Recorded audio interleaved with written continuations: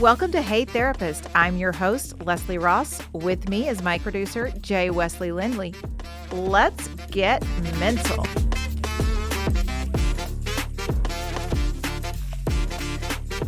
Hello, everyone, and welcome to Hey Therapist. Hey, guys. So first and foremost, and I know it's a little late when this episode comes out, but shout out to my Dodgers who won the World Series in Game 7. Back-to-back World Series wins. I know you could care less about this. You're totally the man in this relationship. Listen, back-to-back World Series wins. Clayton Kershaw is retiring. R.I.P. Kershaw, you're not dying, but you're retiring, which is the same to me because I have watched him play since the beginning. The OKC team is now a Dodgers farm team. So when he was injured a few years ago, he got sent down to recoup and do all the things. And so I got to watch him play on like the small field. Like it was so cool.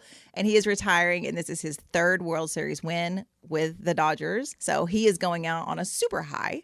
And they won against all odds this World Series run. They shouldn't have won. I mean, they were down players. They were down. Like it just goes to the team spirit. And so shout out to my Dodgers. Go Dodgers. I just love that you're into that, and I had no clue. Like, I was wondering why you were wearing a Dodgers hoodie. I'm like, okay, she must be a Dodgers fan. I'm representing my team today. They did it again. So was this like last night? Mm-hmm. Oh, okay. Yeah, it went into 11 innings last night. One of the games went into 18 innings. Wild, crazy work they were doing out there on the field. Their starting pitchers were injured and then came in and then went out. Like, it's just been a weird World Series run. Like up until then, everybody was okay. And then they have a player out on some family matters. And then some of the other ones have just got injuries they're nursing. And Kershaw's not playing because he's nursing an injury. Like, I mean, all of their like big time people you would want playing in the World Series. I mean, there was a time where the bench is cleared and the bullpen cleared and everybody act like they're going to fight. And it's just like, why are you running across the field for nothing? Y'all know you ain't going to fight. You ain't going to throw hands out here in the middle of the World Series. Stop it. Like, quit wasting all that energy. But it was a good run. They forced Game 7 and they pulled it out. Like did not think they were going to. Go Dodgers. Anyway, I had to say that. Like, well, while you were watching the Dodgers, I was watching some sappy Hallmark Christmas movie because I am such a sappy person this time of year. Season. So yeah. So obviously it was like the beginning of November, so it's like time. Oh yeah. It's time. Mariah Carey started unthawing. That's right. So it is time. Once November hits, we're in Christmas, period. I don't care about Thanksgiving. Yeah. I do love Thanksgiving, though. Do you? I do. I think I enjoy Thanksgiving just because there's a lot less stress based around Thanksgiving. Not as much like expectations. Because usually Christmas, like you're expected to just like go all these different places. Or like with my family, you are. And for Thanksgiving, it's just kind of like, we're going to get together and have a great dinner. There's no gift exchange. There's no like responsibility of that. True. You know what I mean? So I think that's one reason why I really enjoy Thanksgiving. But I also am like a dinner party nut. That is true. It is just one big dinner party. And I like truly enjoy like a really nice like sit down dinner. Not that my family has done that very often. Mm-hmm. Like a few years ago, I hosted this beautiful, oh my God, this is actually a funny story now that I think about it. Hosted this beautiful like Thanksgiving dinner at my house in Paris. Had like rented these tables and linens and like fresh floral and like had all these beautiful candles down the table. My sister accidentally set the table on fire. Oh my God. Before the dinner even started. So like, which I'm not mad about it at all. Like it was completely an accident, but to have spent like hours and hours prepping for all of this and I had the meal catered in, you can imagine like, obviously like my level of just like, I felt like a deflated balloon. You know what I mean? Because I wanted it to just be perfect. Planning. Literally, I rented chairs and these I mean, it was beautiful. This long farmhouse table. It was so beautiful. Not even 3 minutes before we were supposed to sit down. How? So I had these like huge like tapers going down the table. Mm-hmm. And they had, it was full because my inspiration, the Kardashians had hosted this thing. I'm obsessed. Okay. I cannot help it. The Kardashians had hosted this dinner party and it was this all white and cream Thanksgiving dinner table on the beach or whatever. Okay. And they had this these hurricane glasses all the way down the center of the table. And it had like this like dried grass. So I emulated the same thing and did all this down there. And her and I were lighting the candles, and we did not realize that some of that grass had gotten inside the hurricane. And I mean, it went up in a flame and burnt a huge spot on the table, a huge still in the linen. And I'm like, totally not her fault. It was actually my fault. Yeah, exactly. Because I should have not put something flammable. I should have done like battery operated candles. Yeah, probably. But Hindsight. Yeah, I'll never do it again. But it was so beautiful. And like, I do have the pictures of the table before, but never again. I spent so much money on that dinner for there to be a huge burn spot. And then But you remember it. Absolutely. Everyone remembers it. So see, you wanted a memorable dinner. Yeah. And you got that. Yeah. Maybe not in the way you wanted. No, oh no. Mm-mm. But sometimes things just aren't the way we want them. Never. See, we don't do Thanksgiving anymore, really. Mom will cook sometimes, but after the grandparents have all passed, like nobody really comes in for it. And it's deer season. So like usually Thanksgiving was, mom and Mama Jane or grandma or whoever was cooking would cook and we would go eat. And then we would come in from the woods and come eat. And then we would go back to deer camp. So nobody was hanging out. Like it wasn't big family time. Like we were hanging out, but then all of the, because it was Dad's brothers and all these people, we all went back to camp. Like, okay, so it's deer season. We have to pause there because I think that we have this idea that everyone knows what deer camp is. Oh, yeah, that's true. Because a lot of our listeners may not even be from this area or from the South. True. That is so true. At one point in my life when I did not I would live love here, to see this.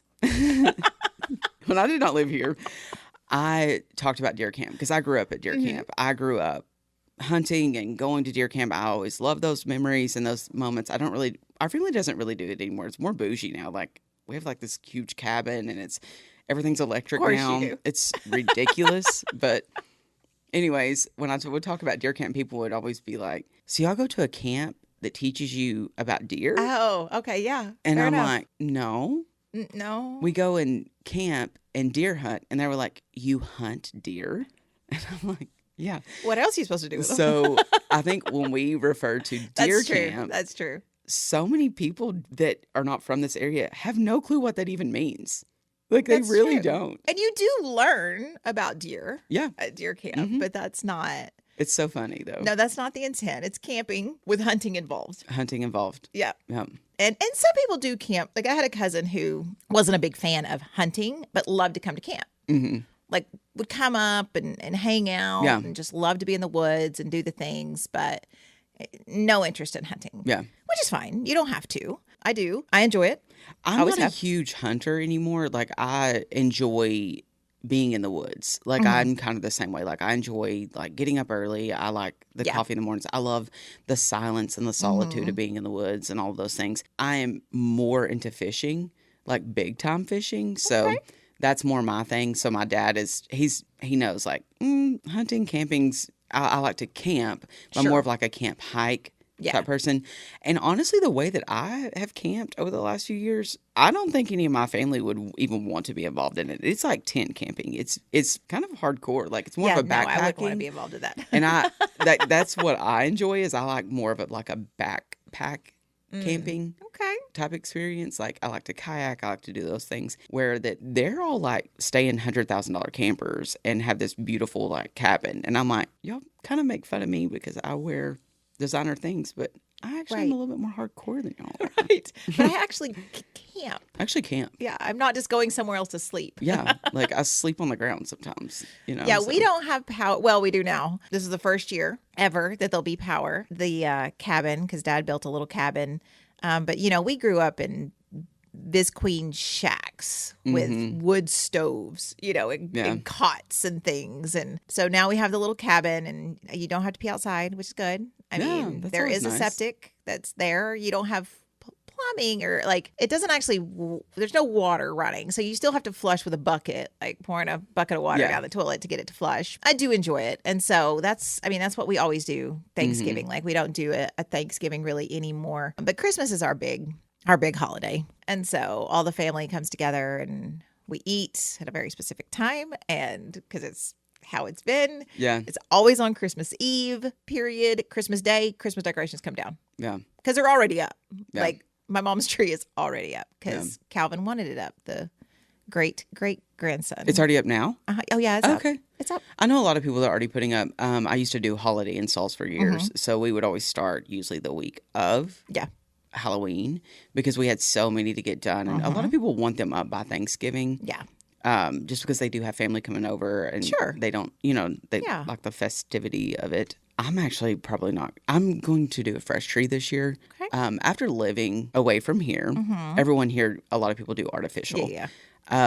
But there's this nostalgia of going and getting a fresh, like balsam fir or something like that I got to experience when I was in Colorado. And then I have family in the Pacific Northwest up around Idaho. And everyone there does fresh trees because they're abundant there. Like the Christmas tree farms is literally like a Hallmark movie. It is unbelievable. So like I fell in love with that. I fell in love with like that Martha Stewart type of feeling. I will wait till after Thanksgiving when our tree farm in Paris, we actually have a tree farm that they open up Thanksgiving Day. Okay. So I'll go get my tree then. More than likely, if I decide to put one up. I'm not trying to be a Scrooge, but some years you just don't feel it though. Yeah, and that's okay. I'm not feeling it, and a lot of it is just because of like the whole holiday, and this is my time of year that I kind of get a little depressy. So I kind of struggle this time of year of navigating those feelings of being alone during the holidays. So this year I'm not really feeling up for it. And that's okay. So I don't really know. It may change between now and then, but every other year I usually travel during the holidays. My family is not the most excited about it, so I pick either Thanksgiving or Christmas. There's something about Christmas that it's a massive struggle for me because I have never had anyone during the holidays ever. So it like has really started bothering me. Sure. And I've tried not to let it. And I have an incredible family in the Pacific Northwest. They make it so special. And my family here does too. I'm not saying that. Yeah. It is just so Christmas there. And the way that they celebrate is it's just magical. So this is my year to go there. So I'm going to be flying. Nice. For Christmas there. So that's kind of one reason why I don't know if I'm going to put up a tree because you're not going to be here. I'm not going to be there, but we'll see.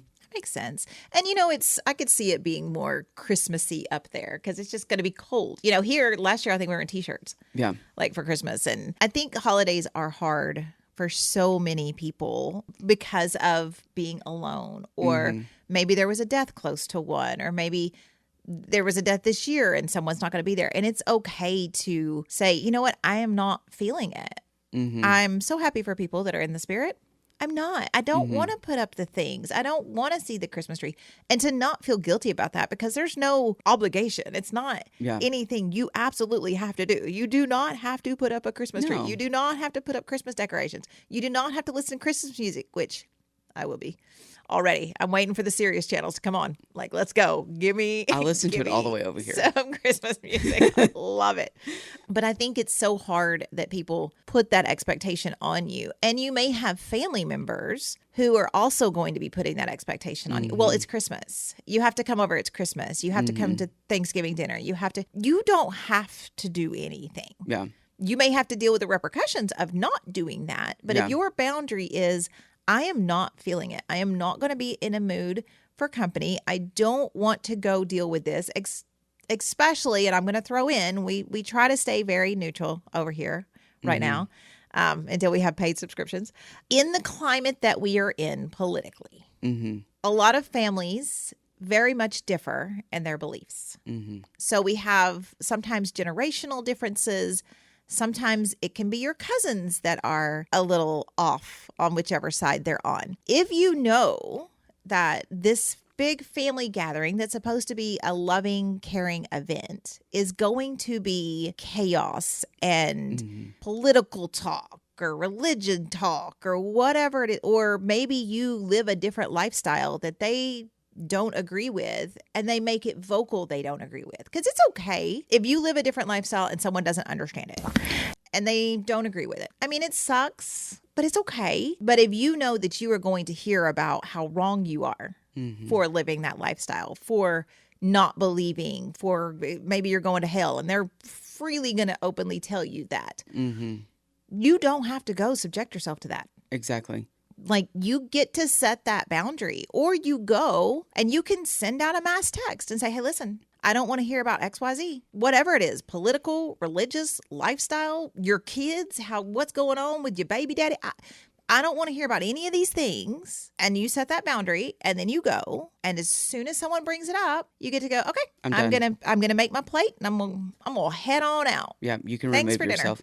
Protecting your peace at all cost. Mm-hmm. I had to, this is a very close topic to situations of my own. Mm-hmm. I have one side of my family that it is a lovely time to be around. Like, they are so caring and generous, and they love to just know how you are. Mm-hmm. They don't make passive aggressive comments like, we haven't seen you in a long time, or why haven't you done this, or why haven't you done that. It's never that. It's just excited to see me in that moment, because they also know that I'm an adult and that I have a life. Also live, like I said, I say this all the time, I live in a different state, as do a lot of my family. They're very lovely to be around. So it's one of those where I'm sometimes miss. And this year I think the timing is going to work out that I actually get to go to their Christmas, where in the past it really didn't work out where I could be there. But there's also a flip side of my family that I love dearly, but I have to love them at an arm's length because of there's a lot of very passive aggressive comments made. Mm-hmm. And whether they think they're passive aggressive or not, it's very petty, it's very passive aggressive. And the conversations that are had amongst the crowd, I had to take inventory years ago and just sit in silence and listen to what was going on around me. That's a good way to put it. Mm-hmm. I think more people need to do that. I had to really step back, listen to what was happening around me, and realize that it was not nice. Mm-hmm. There were not nice conversations happening. It was a lot of belittling of other people, a lot of belittling of people that were not the same as them. And then that's when I realized, I was like, this isn't healthy. And I don't have to subject myself to being around this. What I did as the next year, I was very upfront with why I wasn't going to be there. And of course, that made me the bad person. Of course. And I'm okay with being the bad person if it's going to protect my peace and me choose a life that is healthier for me for actually the right reasons. Right. For me, if someone came to me and said, Riley, I cannot be around you because of X, Y, and Z, and those X, Y, and Z's where I was petty and passive aggressive, I was talking badly about people, and it was creating a atmosphere that person didn't want to be around my energy, I would take self-inventory and be like, oh my gosh, I need to change. I don't want people to think this about me. I hate that I made someone else feel terrible. Yes, it did the complete opposite.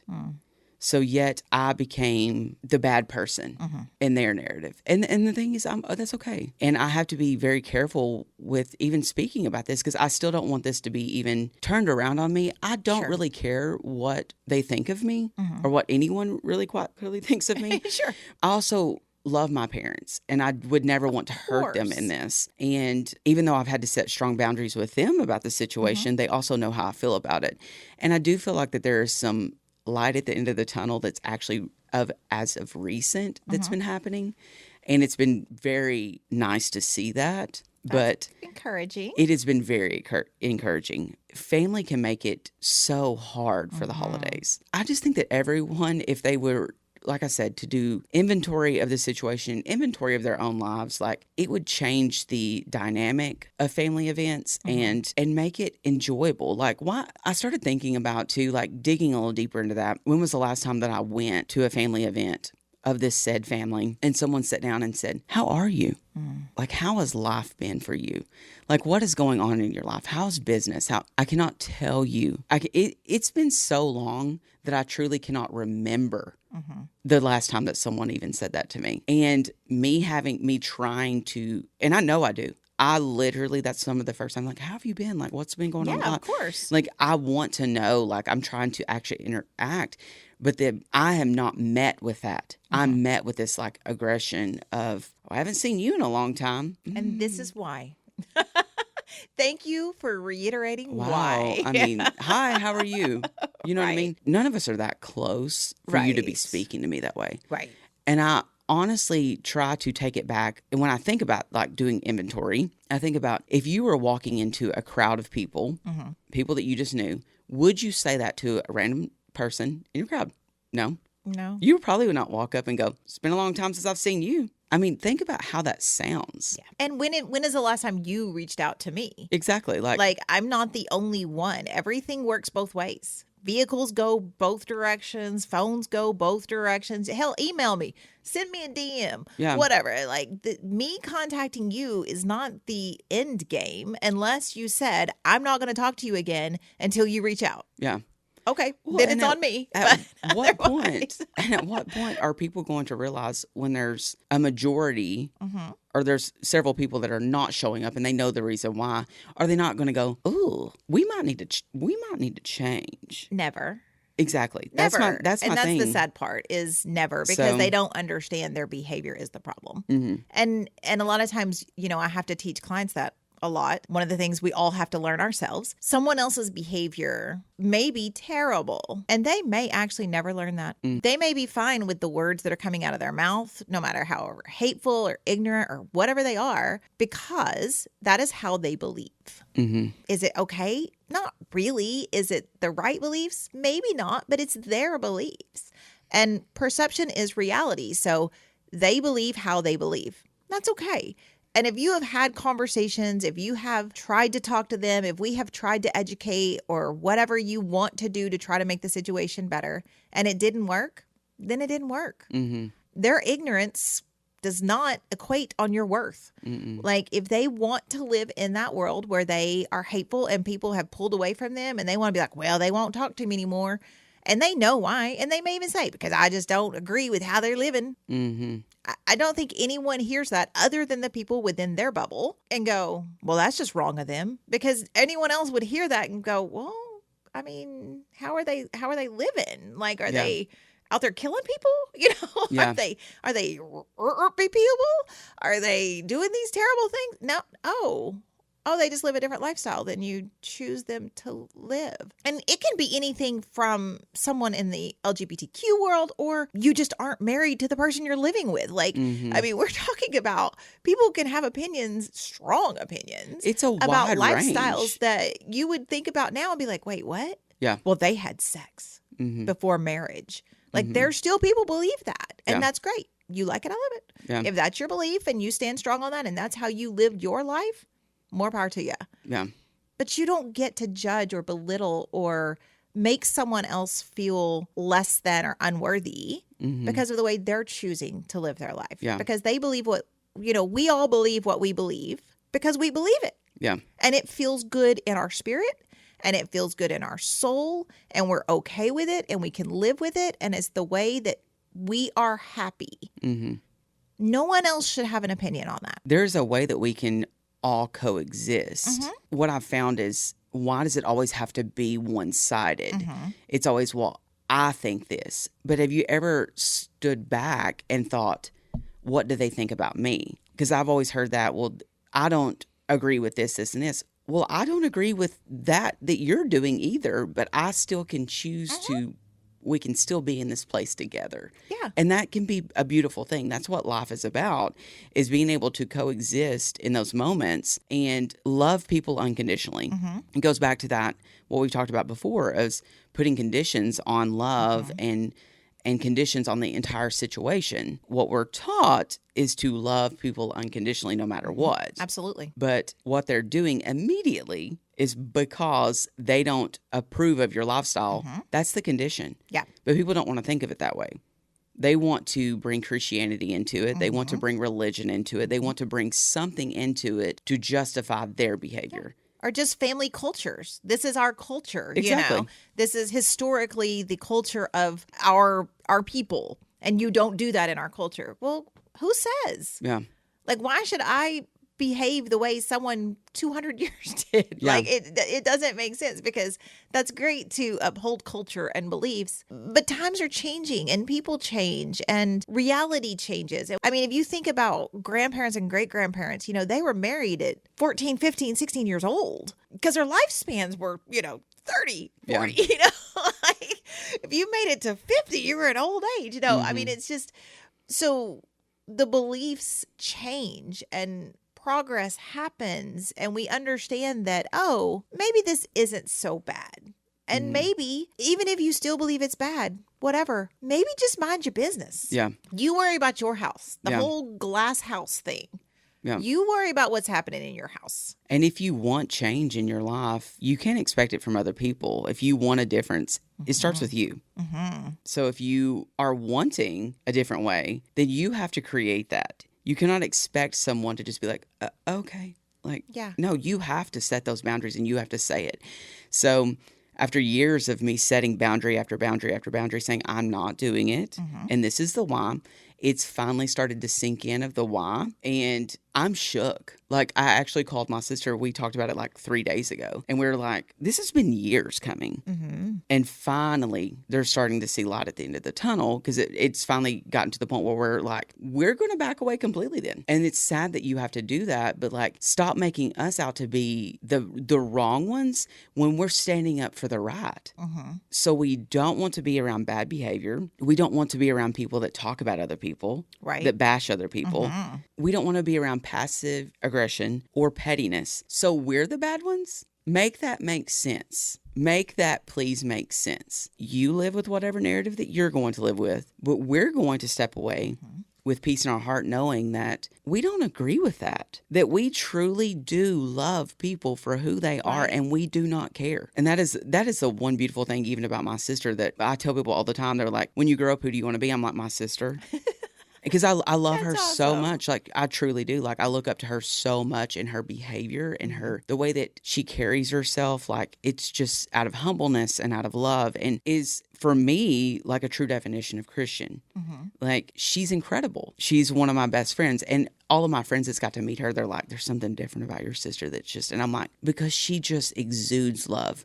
She doesn't have to tell you. She shows you. And that is the difference. I mean, it's just this gentleness and this kindness. And I just, that is someone that I want to be like, and I want to emulate that. And not always have I done that. Like, I'm the hot-headed one, of usually the family, because I will state my grounds and I stand strong on them and come hell or high water. I mean, it's going to take a tsunami to take my ass down. She's taught me that, like, no matter what, just lead out of love, lead out of kindness, lead out of compassion. And we're starting to see that, because I think that there are like other people that they've got to experience that from us. And so like that word's getting, you know what I mean? That we're not having to say anything. They did it. They can do it. I can do it too.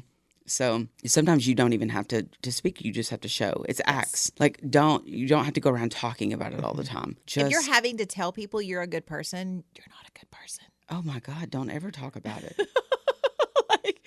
That's like people that talk about money. Yes. Like, if you're having to talk about how much money you have, you're probably broke as a joke. Yeah. I mean, you don't have to speak about it. Like, and that's the one thing, like I said, that I've learned from her. Like, you do not have to go around talking about it. Just show people. Yeah. And it goes to when you find your happiness, you may not be completely happy. You may miss things. I mean, as single people, we miss having a person, but for the most part, I'm pretty happy. Yeah. Like, I have fine-tuned my life to a point where I am happy. I don't need anyone to bring me happiness. I don't need anything to bring me happiness. I'm not seeking it.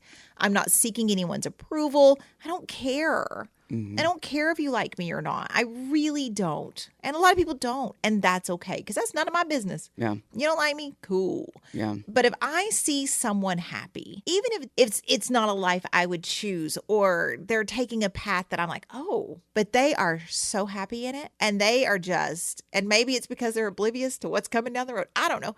But you're happy? I am so happy for you. Like, I love that you've gotten out of your own way. And found your happiness. Yeah. And you have set aside the people, the things, a job, whatever it is that was just sucking your soul. And you said, you know what? I'm not doing that anymore. I'm going to make a change. I'm going to set boundaries with people I don't like. I'm going to set boundaries with people I love. I'm going to set boundaries at work. I'm going to quit my job and go do something else because I am miserable every day. And if you see someone that has their happiness, don't poo-poo on that. Like, let them be happy. And then you should look at that and be like, how do I get that? Not, I want to take that away from them. Yeah. Not, how dare they be happy? That's wild. That's crazy. They shouldn't be happy doing that. Let them be happy. Like, why are you trying to take that away? And sometimes happiness comes from leaving everything you know, and it may be cutting off the whole family. But you get to choose your family in adulthood, even in young adulthood. Find the family that loves you and that supports you and that doesn't judge you. Let them be your family. You don't have to tolerate bad behavior just because someone shares the same blood as you. Like, it's not, you can care about them. You can care about what happens to them. You can be concerned for their health. You can do all of it. You can even love them from a distance. Yes. If it doesn't bring you peace and calm, or you always walk away feeling worse about yourself, don't go. Or prepare yourself to go. Go in knowing so-and-so's going to say this, so-and-so's going to say that. I'm just going to ignore it. I'm not going to let them get under my skin because I am happy. And they obviously are not if they have to spend this much time worrying about what I'm doing with my life. Yeah. They don't have enough going on in theirs then. Like, let me go in knowing that I'm going to be okay because I only have to see these people once, twice, 3 times a year and at funerals, whatever. I don't have to let them get under my skin. I don't have to let them bother me. And when it gets to be too much, I get to get in my car and go home, period. And you set that boundary. And it's really hard for people to set those boundaries with family, but family are sometimes the worst. Like, because there's an obligation that people feel to be nice to family members, to be respectful of their, and that's fine. Be nice, be respectful, but respect yourself more and step out of that if you need to. Take yourself out of those situations. Be prepared for these holiday celebrations that you know are going to be a lot.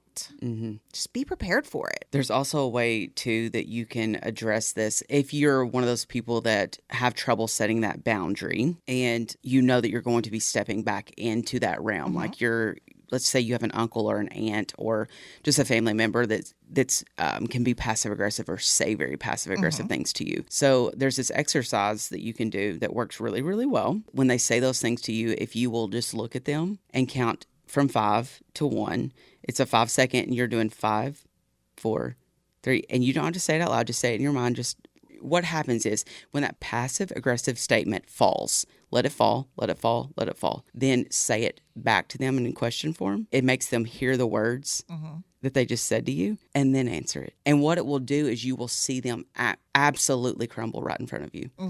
It's something that I started probably about a couple of years ago. When someone says something, I just stare at them, shake my head. Like you just said that out loud. Shake my head. And then I ask the question, I say it aloud back to them, and then answer it. And then you will see them absolutely crumble right in front of you. And this works with any situation. If you have any type of, if you have a friend that does that, if you have a partner that does that, it's a good way to let that passive aggressive statement fall to the ground. Because if you keep it here, then it's going to become heated. Yeah, keep it right here on this level. Because they're looking for a response anyway. They want a response. They are trying to poke you. They want to poke you. So if you let it fall to the ground and then you say it like, I'm telling you right now, you'll see a different side of them. And then all of a sudden they're going to be like, okay, probably shouldn't have said that. The last time that I did that, the person before I could even say it back was like, I didn't mean anything. They knew immediately that what they said to me was rude and probably shouldn't have been said. They went in, I know I probably shouldn't have said that. And I looked at them and I said, you should not have said that. Right. You are correct. You're correct. I said, but now I'll answer your question. And at that point, they knew I was not there to play. It's not about you being too serious, or it's not a joke. Things like that are not a joke. And if people pass this off as a joke, if family members are passing that off as a joke, just know that there's motive behind it. It's not a joke. Don't allow it to ever become a joke. Let them be in fear of speaking to you that way. Yes. Because it's not right. No. It's not right at all to allow someone to do that. So if you struggle with that and you're listening to this and you have people that say things like that to you, you show up to a family event or even a friend event, and someone is passive aggressive like that, try it. Just try it one time. Just humor me and try it. And then comment on the video and let us know if it worked for you. That way we know. Like, I want to know. I want to know your thoughts on it. Email us. Our email is attached, and let us know if it worked, because I'm telling you right now, you will see a difference and you will see them crumble right in front of you when they're being super passive aggressive and petty. So, and there's so much power in silence. It's oh just my God. a lot of times when people, especially when you're wanting to, just a little side note, if you're wanting to know something from someone, ask them a question and sit. Just sit and wait and look at them, because one of you will start filling in the silence. Don't let it be you. Don't start making excuses for them. Don't start filling in the blanks for them. Just sit. And I think with that approach, they're sitting in it and they're running it back because they're saying it expecting you to respond. They're expecting that automatic response. They're goading at you. Let's go. We can get in this little tit back and forth, tit for tat thing situation. And so sitting in that silence for a minute gives them time to hear it, to feel it, to be uncomfortable, because silence is naturally uncomfortable, especially when you're having a serious conversation or someone's being like that or they're trying to get you worked up. If you can just be quiet, and it's hard. Ooh, it's hard. Very hard. But if you can be quiet and you're going to be like, I could just, nope, make them speak first. I mean, it's an interrogation technique. It's a psychological trick, whatever you want to call it. But sitting in that silence, because for humans, silence is unnatural. And if you're having a conversation and you put this little chunk of silence in there, it makes people uncomfortable. Yep.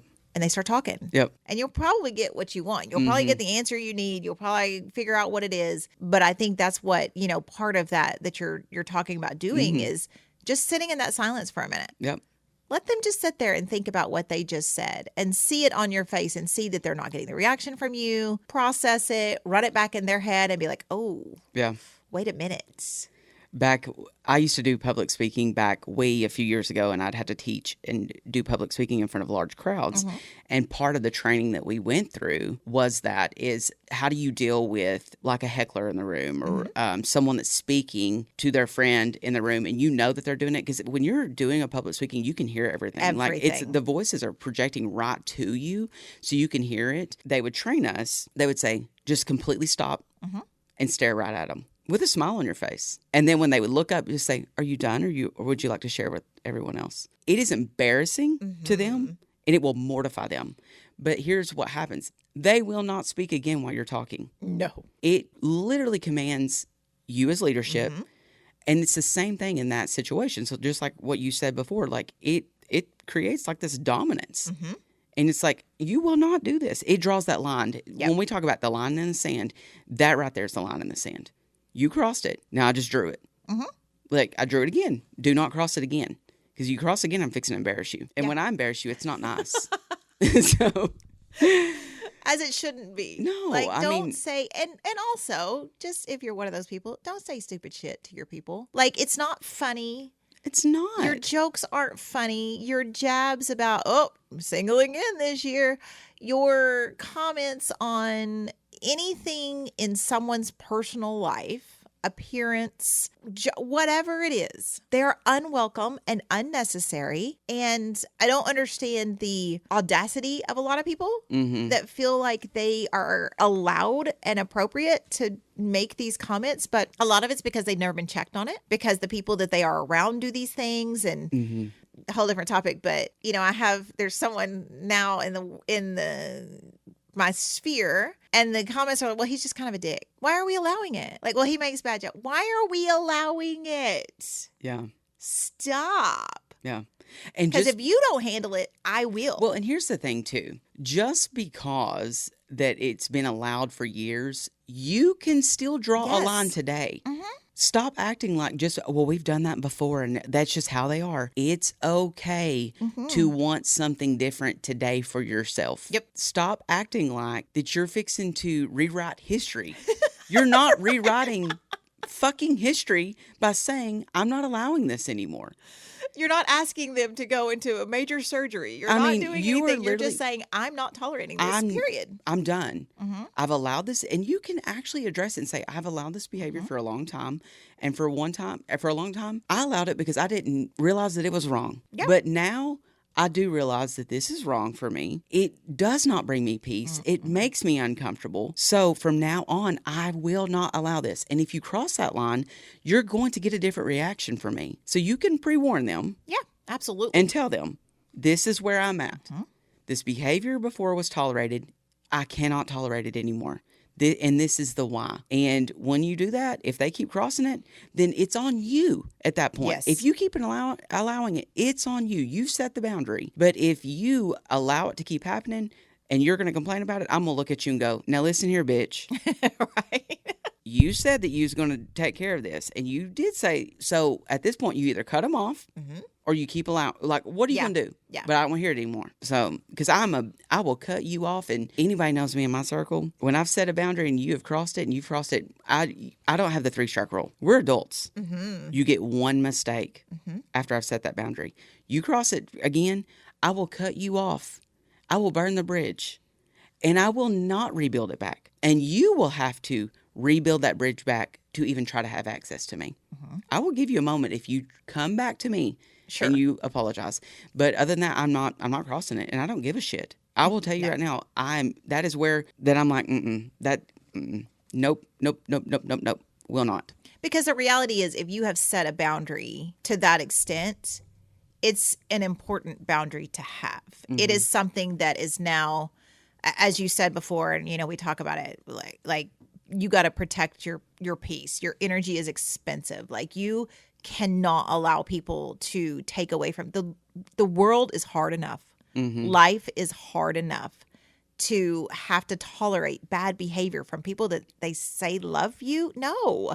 Like, what are we doing? There's plenty of people there that love you. And you may not have this big, giant circle of people that love you, but you probably got one or two. And it may not be family. It may not be people you've known a very long time, but you've now created something where you have a person, a couple people that love you and support you in everything that you're doing, and will call you when you're doing something that's not appropriate, that's a little outside the bounds of what you should maybe be doing, and give you that good, solid, friendly advice of, maybe not that. I love you, but maybe not that. But it doesn't necessarily mean it's family. It doesn't necessarily mean it's friends that you've had for 20, 30 years.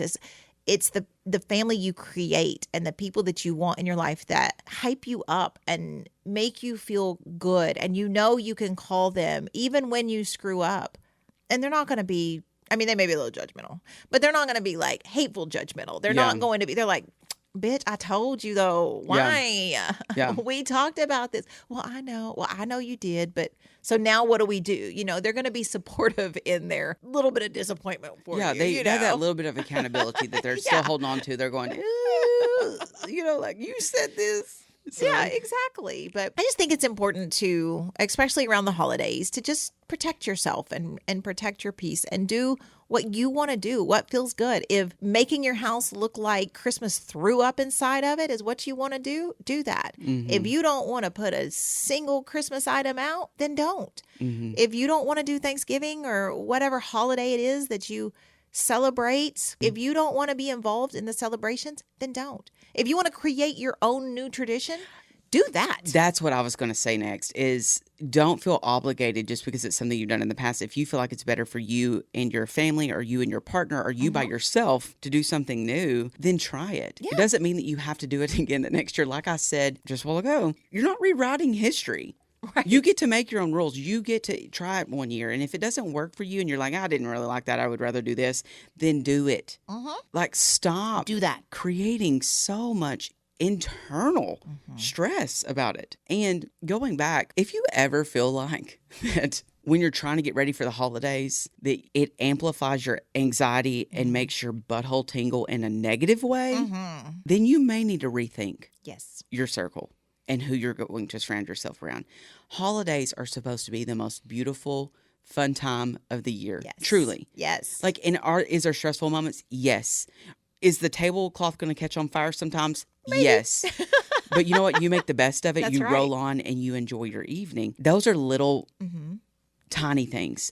But if surrounding yourself by people that make you uncomfortable or make you anxious or make you not want to be there, then change it.